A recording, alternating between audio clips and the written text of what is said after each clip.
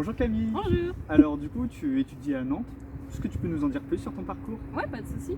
Donc moi, je suis arrivée sur Nantes en 2019, en septembre, pour la rentrée, pour faire mes études supérieures. Je suis étudiante en design graphique aux écoles Brassard sur le campus nantais. Donc je suis en 3e année et moi je viens du nord de Sèvres, donc une région plutôt rurale. Et c'était le grand bain, l'arrivée à Nantes. D'accord. Et donc du coup, ça fait 3 ans que tu as choisi la cohabitation intergénérationnelle. Est-ce que tu peux nous en dire plus du coup sur ce mode de cohabitation? Ouais, pas de souci.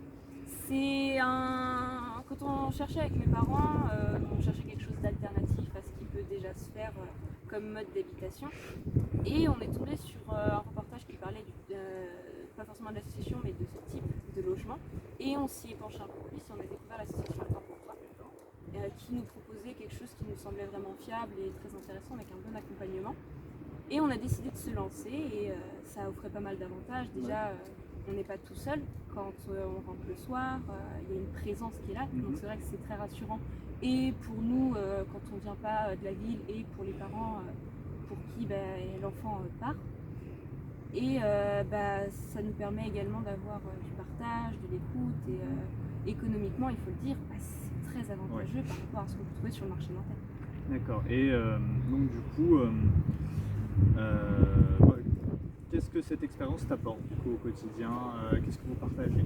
Moi, la particularité, c'est que j'ai 2 expériences. J'ai d'abord été 1 an en cohabitation dans une famille monoparentale. Et la jeune fille, c'est devenue une amie parce que c'était très fluide entre nous. On avait beaucoup de centres d'intérêt en commun, donc ça s'est très très bien passé. Okay. Et là, c'est la 2e année que je suis en cohabitation avec une dame âgée de 88 ans.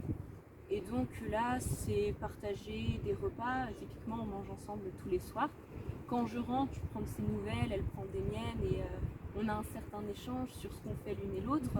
Quand elle a un petit souci informatique, je vais l'aider, et quand j'ai besoin qu'elle relise certains textes que je fais pour l'école, elle n'hésite pas à me les relire. Donc c'est vraiment c'est un échange de services et de présence, mais au final ça fait que ça marche bien et on s'entend très bien et il y a de la complicité et c'est très convivial.